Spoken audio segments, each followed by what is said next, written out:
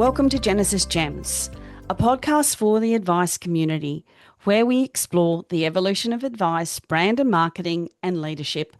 I'm your host, Hayley Pearse. This season, we're looking at business through the lens of then, now, next, shining a light on where we've come from, what's driving us today, and where we're heading next. All, of course, with a marketing twist. Let's get into it.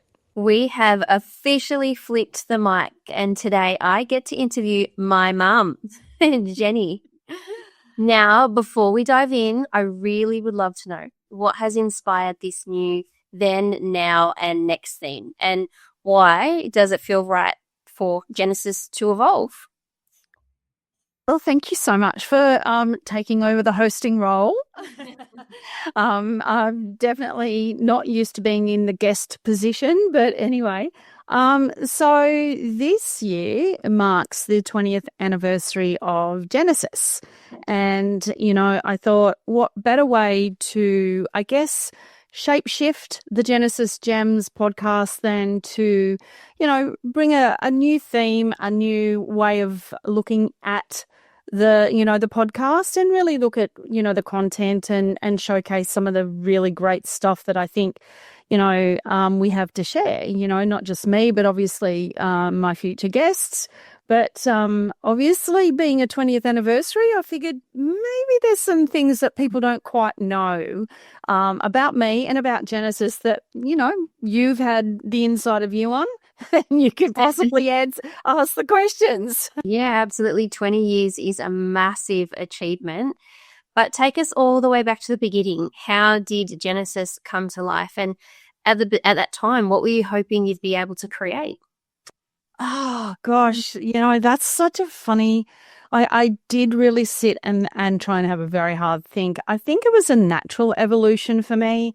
I had an advertising agency in the past before Jenesis and with two other business partners, and really loved that era of my life, but it wasn't specific, it wasn't niched, it was just, it was an advertising agency. And as a young woman, I kind of thought that was cool. And then I went on to have other small businesses, some with your dad, and, and they weren't necessarily marketing orientated, but, it gave me the opportunity to keep my foot in the door with small business. When I was looking at starting Jenesis, I think I just felt like the time was right. As I said, I felt like it was time to take me back, to put me in the driver's seat again. I had learnt a lot around financial advice, in particular the self-managed super fund industry. Didn't have much control over the output or what was going on at the time, and also felt like I still had quite a bit to learn. So that was when I sat down and went, you know what, I have more to do, and the best vehicle for that was my own business. And I wanted to investigate, a lot more around financial advice, and the financial services business, is probably it. But yeah, that was how it all began. A colleague said, I'm starting up, I'm moving my business into premises. You want to come and share some offices? And I went, I'm in, and literally moved in, and just started. I think that I didn't think I had as clear a vision as I reflect back. I did, but it was possibly a little bit chaotic and a little bit impetuous. But I also knew that there was something more required of me, something more I had to do.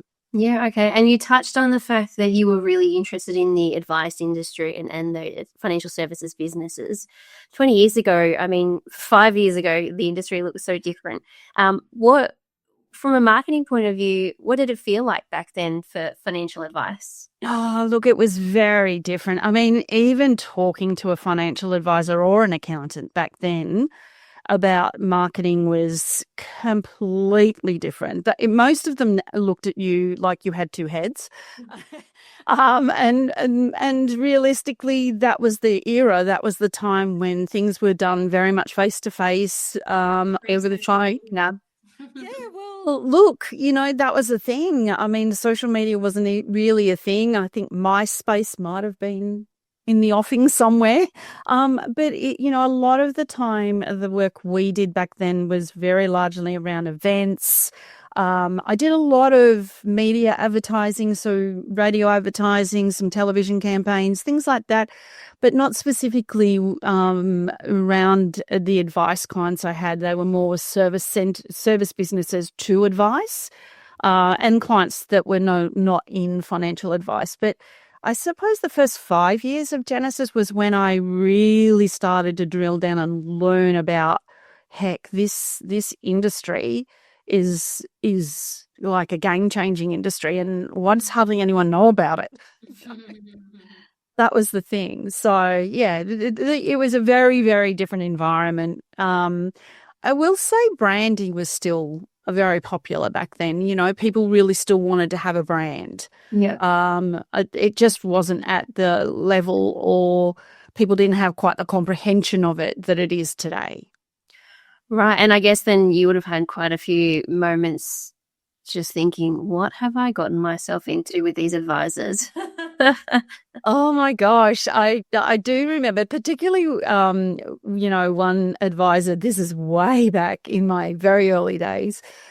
He rang me up, and he was an accountant. And back then, accountants, or similar to today, they could do some work around self-managed super funds, but obviously not the investment component, which is the way things are now. But they were much more involved in self-managed super funds than the way the structures are today. And he just rang me up and he said, I've invited some clients to come to my office for an event. And, I need some help. And I went, oh, okay, thinking, great, we've got some time to organize it. And this was on the Monday and the event was on the Friday. Okay. And it was like, he had no idea. He'd just sort of gone into work on the and gone, okay, we're going to do this. We need to get some clients together, it was a bit of a boardroom gathering type thing. And I literally fell over myself when he said, oh, it's this Friday. And I was that was the pinpoint where I was like, am I mad? Am I completely crazy? But you know what? It all turned out. He had his event. It wasn't probably the most stellar event that I'd ever organised or he'd ever had. But the clients didn't know that. The clients thought it was great. And I managed to pull it off, and there was definitely some candlelight hours, me trying to pull everything together. But yeah, that really speaks to Genesis' tagline, bringing ideas to reality. Yeah. Putting ideas into reality is no matter what that idea looks like, bring it to life. I guess then fast forwarding to today, what does Genesis look like now? I mean, I know for a fact you're still turning ideas into reality, but how has your role within all of that changed over time? This was an interesting a question, actually. I've always been relatively hands-on.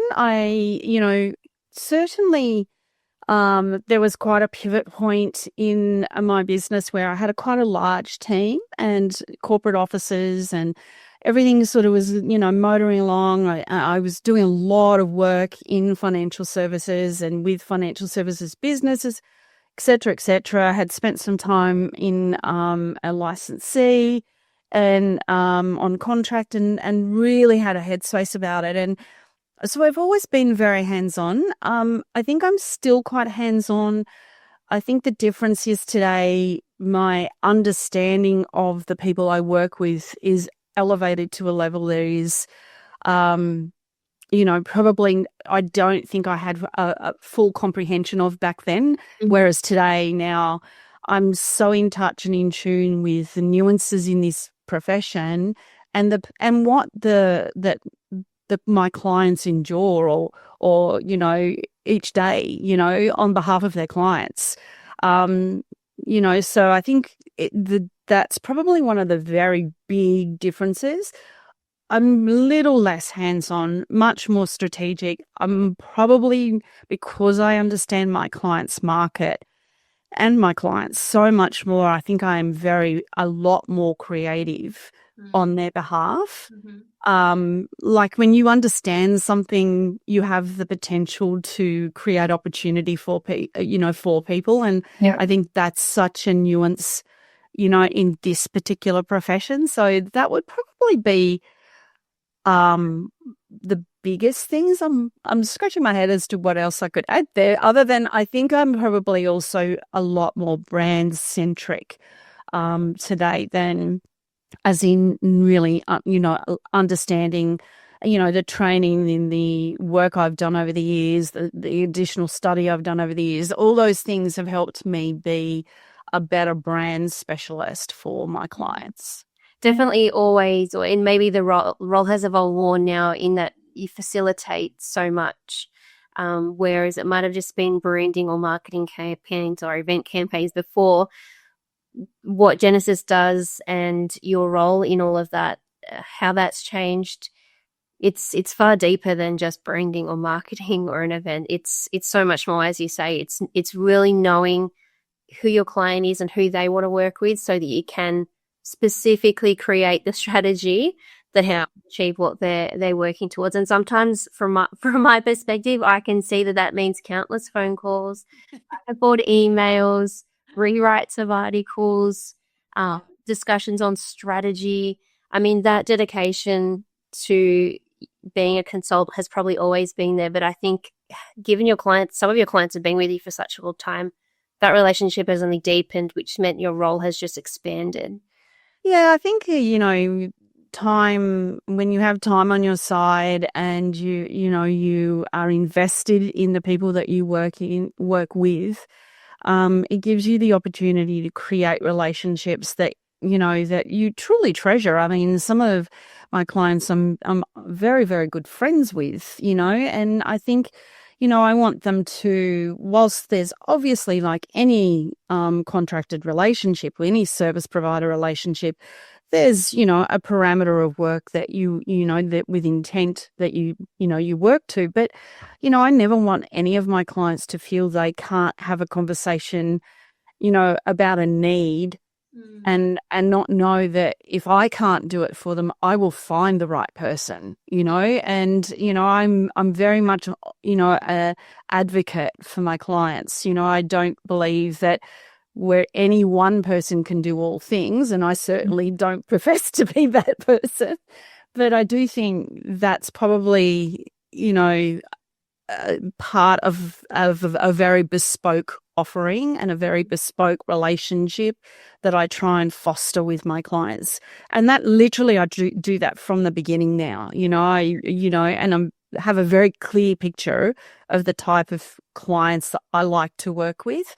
I doubt I had that view in the early days, but that's like most early for small business owners that are starting out. You kind of work to whatever you think you need to do to get the business in the door, and which isn't necessarily right, but you have to learn those lessons along the way. Yeah, you mentioned that you have a clear picture of the client you want to work with. I mean, most of those being advisors. What are they focused on right now in terms of brand, the marketing, and even the growth of their business? What are they focused on? Yeah, look, I think most businesses, all of them would be very invested and are very invested in stabilizing and maintaining the relationships they already have. That's really quite paramount, particularly with the turbulence within the marketplace, within the global market, within advice in general, because obviously we have had a lot of shrinkage in the market as far as the number of advisors out there. So there's demand is kind of outweighing, the supply at the moment. And so they're being very strategic in regards to who they want to work with. They, at the end of the day, most clients that I'm working with have, a steady flow of clients, new clients, prospects coming through the door. But our focus is and has been for some time, particularly making sure that they actually fit the bill. Are they as a business the right person for the client, and is the client the right person for them? So very much in that space. Communication has become paramount. So if you're doing anything, they want to know, okay, it's the right voice, it's the right brand message, the whole thing. It's not to say they're not doing social media. It's not to say that they're not trying new things. It's just that's possibly on the lower scale, and they're going back to, I guess, that, housekeeping stuff and making sure they're doing it really, really well and efficiently, Is that what you then mean? I've heard you say this countless times over the years, marketing with purpose. I mean, what does that mean? I mean, I could say, you can do anything with purpose, but what does that mean in the scope of today's advice landscape?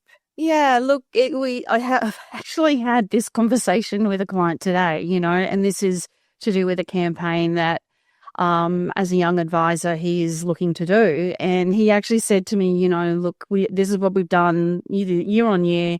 And, so I've put that in the event plan, and the marketing plan for this year. And I went, whoa, hang on a second. Just because you've always done it doesn't mean you always do it. And he just said, well, but we've always done it. And I said, yeah, I understand that. But part of being purposeful in your marketing is understanding what you want to achieve from that marketing. What is it that you actually want from it? What outcome is it? What's the benefit to you and the people that you're engaging with?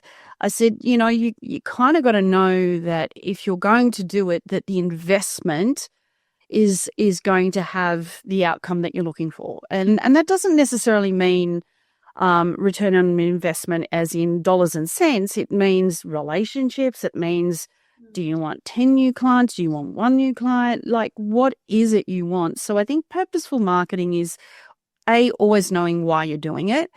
B, being very, very smart about the way you structure out whatever strategy you're implementing in your marketing. And I guess C, really always, circling back and double checking and going, how did this go? Was it effective? Sometimes we do things just because it's part of our housekeeping, campaign, or part of just keeping our digital footprint alive. And sometimes we do things because it actually needs a very specific outcome. And for me, that's what purposeful marketing is all about. Yeah, so it's interesting to see you drawing out the business's purpose and then building the strategy around that. I mean, for you, what do you feel your purpose is in working in this particular space? I mean, what do you love most about the work you're doing now? And flashing that back to the early days, has that changed? Is it the same? Yeah, look, I've always gone into what I do with the view that my role is to amplify my clients. So, as whether you're a, sole business owner, single advisor business, whether you're a multi-advisor business, whether you're, some goes for accountants, mortgage brokers, whatever, a marketer's role is to pick up your brand and your key messaging and create volume around it for you. And, and to use your voice on behalf of you. So I've always believed my role is to be, a bolt-on to their business, as, their external marketing department.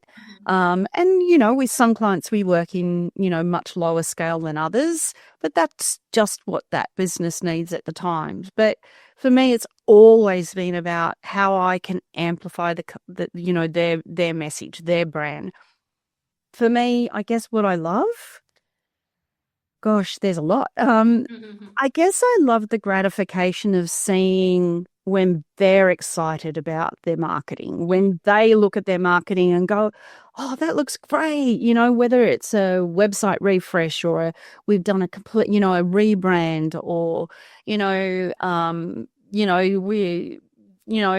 spend Yeah. Yeah, whether we've organised an event, when I can see they've got a buzz, that's just gold to me. Like that to me gives me the absolute chills of, and I just feel so excited for them because I know that they've got a sense of pride about what's happened, or what they're experiencing. And that's just like, you can't buy that stuff. You can't. I wish I could bottle it. Was that always being the case, or was it different in the early days? I mean, the business, the industry, marketing in general, all those things have evolved since 20 years ago. Yeah.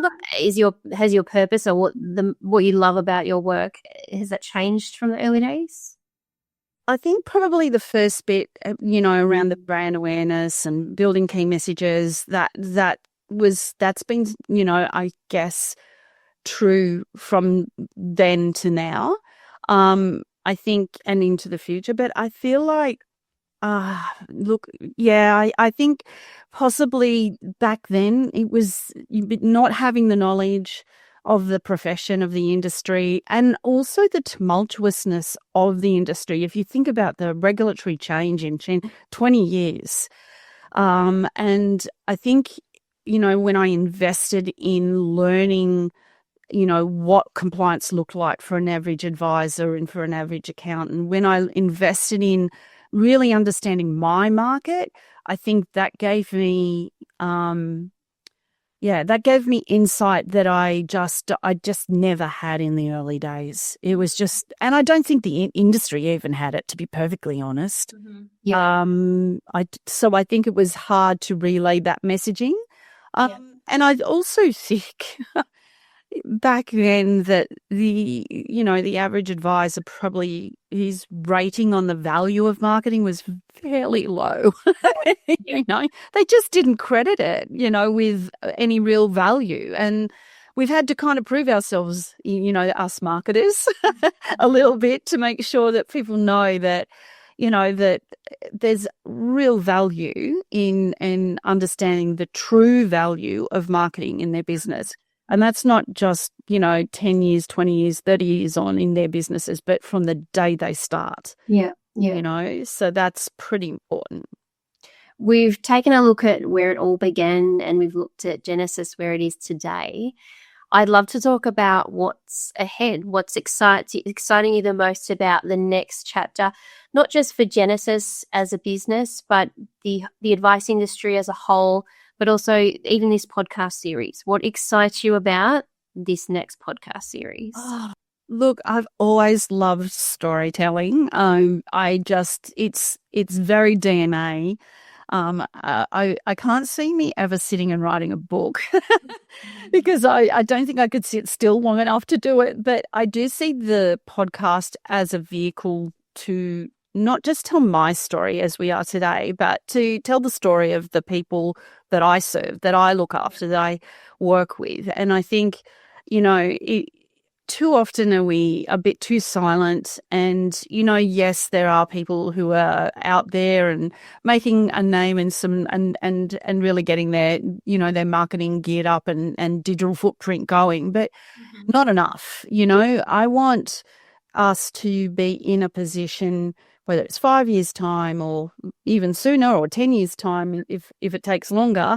I want kids that are going through high school right now to go, that's a profession I would be really proud to be part of. And the only way they will hear about that is if we tell the stories, if we make more noise about what advisors do and how they really do change people's lives. That's my big game changer thing.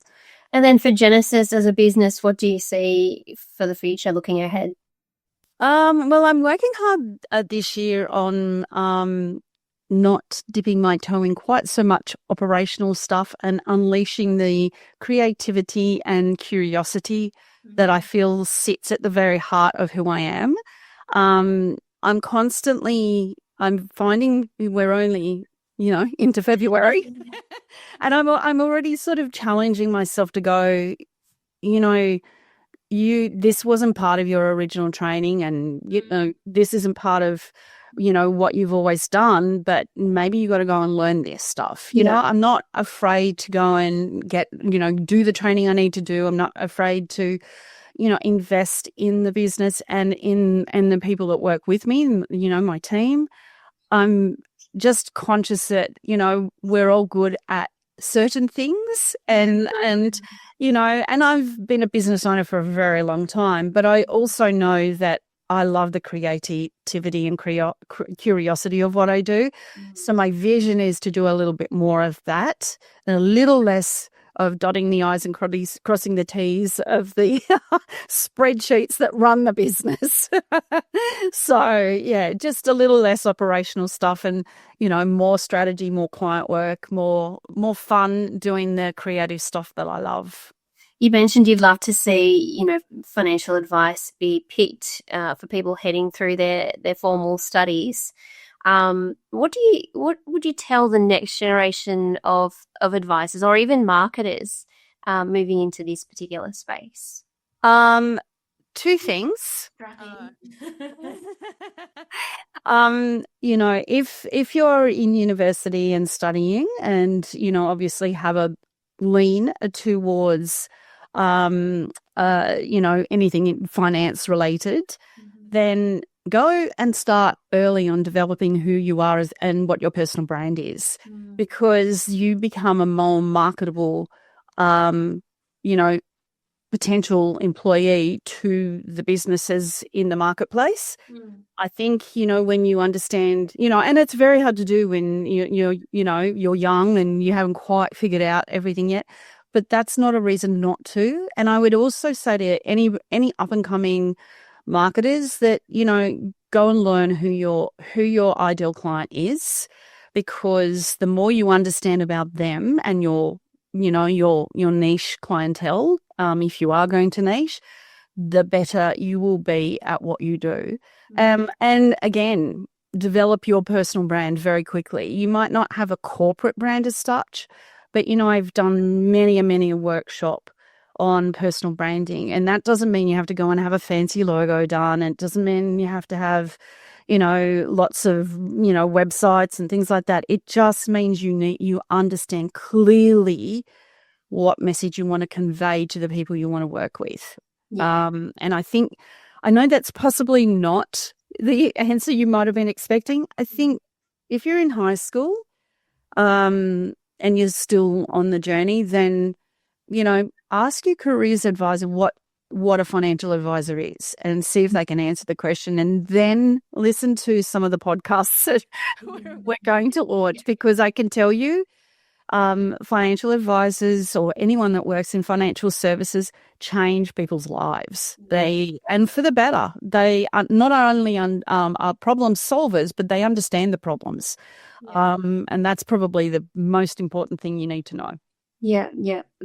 Pivotal decision making. That's what advisors help with, and even marketers. But I guess for yourself, looking back, what is one pivotal moment that really changed the direction of your journey from way back when, then 20 years ago, to now? Actually, there's probably there's two again.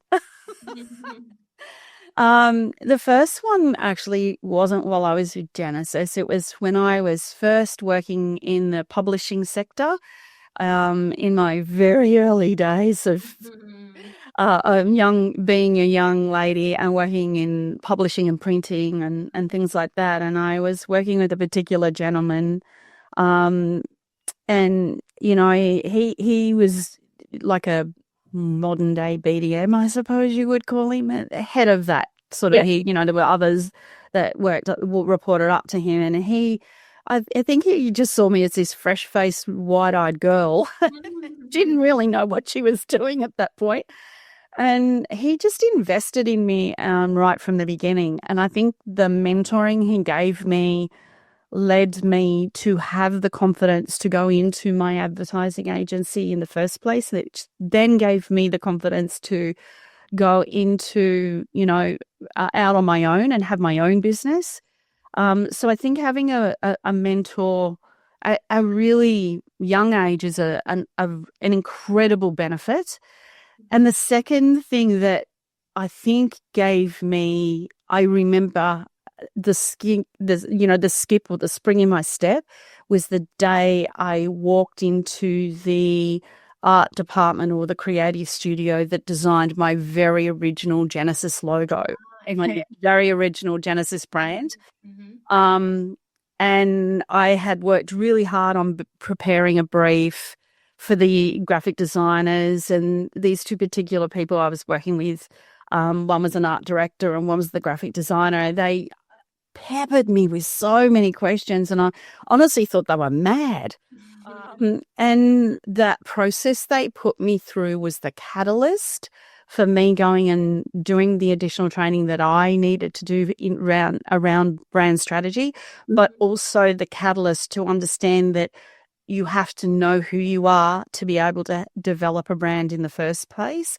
And they invested in that process. And I've never been so excited in all my life on the day that they gave me my first brand. Oh, that's awesome. I just remember the excitement. I literally do remember skipping back to my office, which was quite a random, probably a woman in heels skipping up the street. But anyway, it was fun. And it was, and I've been very fortunate. I held on to that brand for a very long time, that, our graphic designer, Sonia, she, when I spoke to her and said, it's time, and she said she'd been pushing me steadily to do an update, a brand refresh. And, she said, you cannot let go of a brand until you're ready, and that's, I recognize that for my own clients. So very pivotal moment that was, very pivotal moment. So. Yeah, we'll have to get a look at that old logo, that's for sure. Oh gosh, I think I still have the original files. Nothing was emailed to you back then. No, it was a CD-ROM. Oh, it's been awesome. It's been really special to look back on just how far Genesis has come, and not just Genesis, but you yourself. How far you've come, and the journey on where it's headed to next. So I'm incredibly lucky. So thanks, Mum, for letting me have a go of the microphone for this episode. I'm happy to come back for many more, because I just think what you've achieved is amazing, and I see all of the amazingness that is within you, all of the sparkle that is you, that just lights up the people that you work with. So I think it's the perfect way to kick off the new chapter of Jenesis Gems, starting this way by giving me a crack. Hopefully I've done you proud. Oh, you've done a great job, Hayley. I think I've taught you well. But then again, as a financial advisor, you know how to ask those hard-hitting questions. I don't think they were too hard-hitting. I hope that they highlight some of the amazing things you've done over the last 20 years, and, the various industries that you've worked in and the experiences that you've had that have, just made you an amazing consultant today. Oh, thank you. And an amazing mum. And grandparent. Oh, thank you. Yes, as long as I'm fitting the nanny shoes, I'm very, very happy. Well, thank you, Hayley. As I said, this episode was absolutely inspired by the 20 years of Genesis, and I'm really excited. Actually, looking forward to exploring the journeys behind the advice, and looking forward to sharing lots of stuff around business and marketing through the lens of Then, Now, Next. So thank you so much, and I really appreciate it, and I hope everybody enjoys listening. Thanks for tuning in to the Jenesis Gems podcast. This season marks 20 years of Genesis, and it's all about reflecting on where we've come from, recognising the momentum we've built, and imagining what's next. If today's conversation sparks something for you, make sure to subscribe and share it with a colleague. And if you're ready to explore your Then, Now, Next story, I'd love to hear from you. Until next time, keep turning your ideas into reality.